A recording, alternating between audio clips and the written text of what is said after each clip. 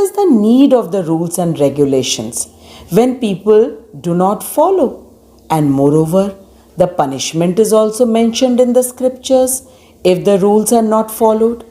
What is the use of such rules and regulations?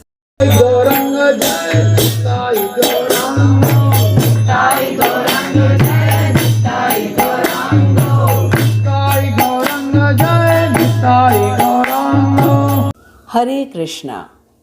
Today we will study the shlok number 34 of Karma Yoga. But before we start today's shlok, let us look at the previous shlok where Krishna said that the knowledgeable people also do not follow the instructions given in the revealed scriptures. And the reason for this is this, that all people are caught by the three modes of material nature. Hence, they become helpless.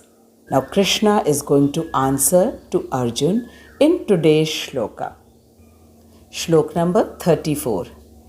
Indriyasya indriyasyarthe ragdvesho vyavasthitau tayorna vashamagachet tauhi asya paripanthino. Indriyasya indriyasyarthe ragdvesho vyavasthitau tayorna vashamagachet tauhi asya paripanthino. Word meanings: Indriyasya, of the senses. Indriyasyarthe, in the sense objects. Rag, attachment. Dvesh, also in detachment. Vyavasthitau, put under regulations. Tayor, of them. Na, never. Vasam, control. Agachet, one should come. Tau, those. He, certainly. Asya, his. Paripanthino, stumbling blocks. Translation: Krishna is saying attraction and repulsion for sense objects are felt by the embodied beings, but one should not fall under the control of senses and sense objects because they are the stumbling blocks on the path of self-realization. Krishna says that attraction and repulsion for sense objects are felt by all the embodied beings, but one should not fall under the control of senses and sense objects because they are the stumbling blocks on the path of self-realization. Indriyasya means senses and indriyasyarthe means the sense objects.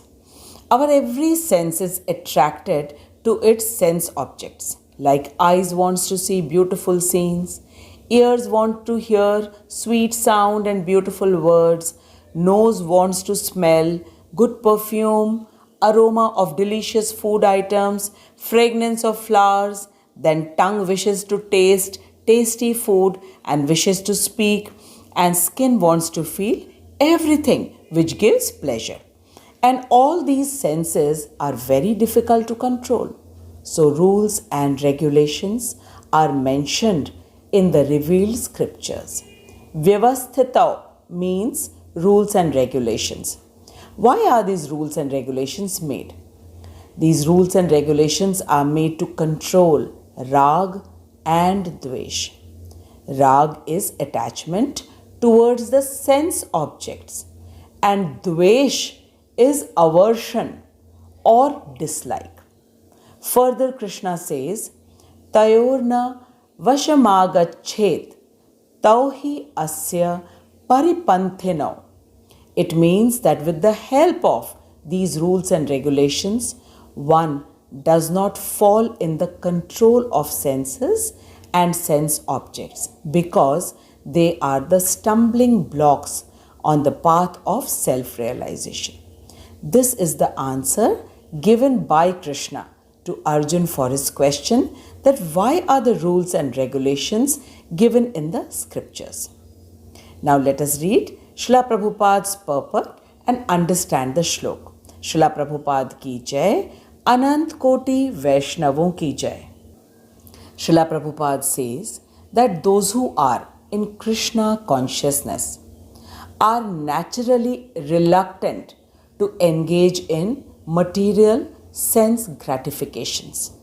But those who are not in such consciousness should follow the rules and regulations of the revealed scriptures.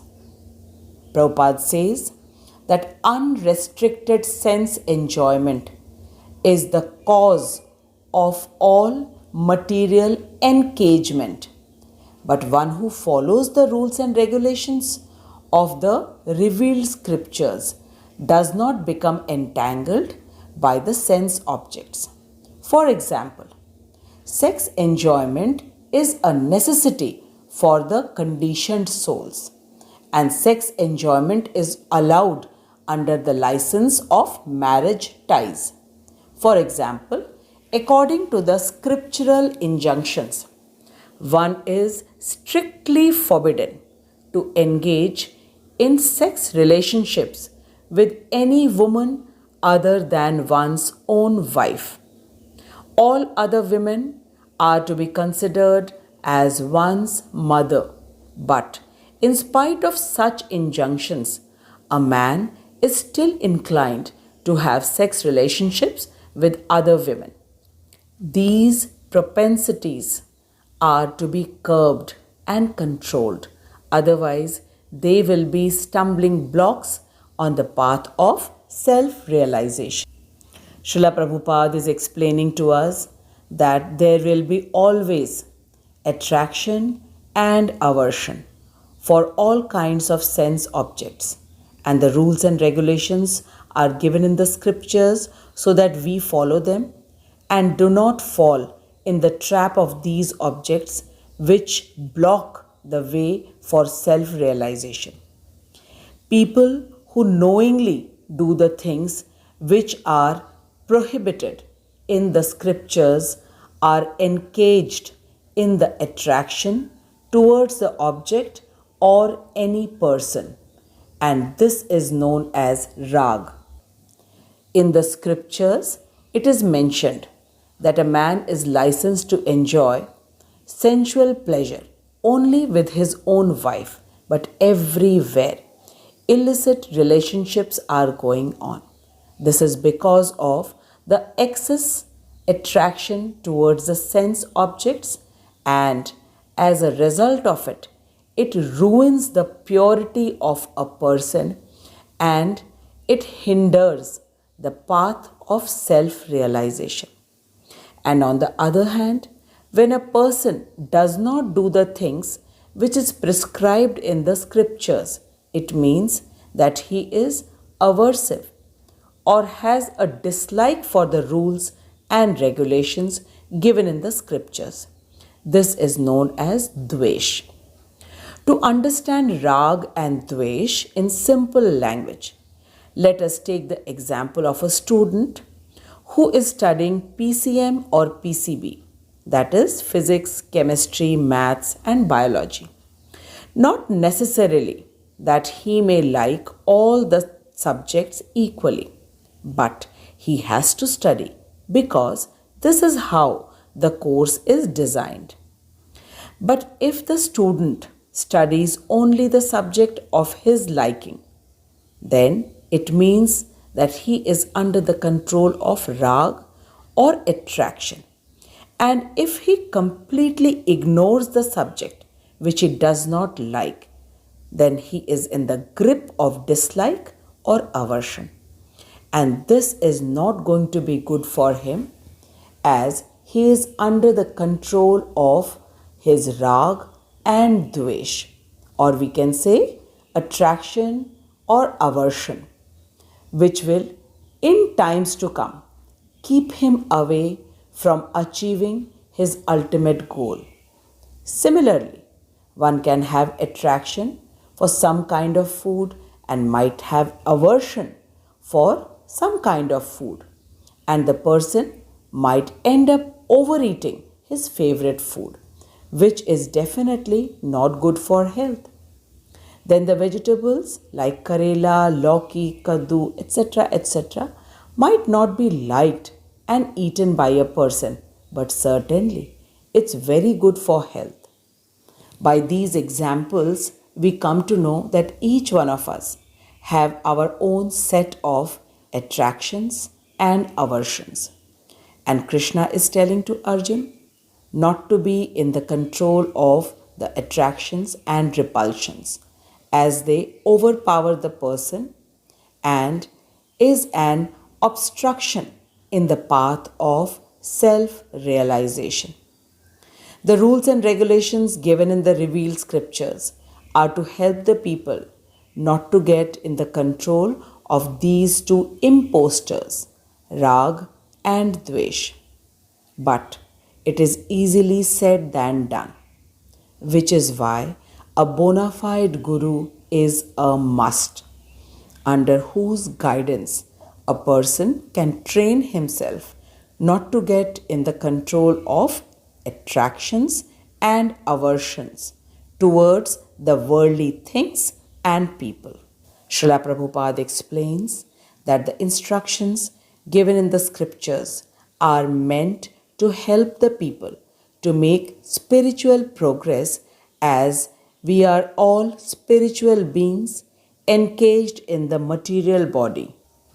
And Srila Prabhupada has given us the list of do's and don'ts so that we may not get trapped in the material things and people.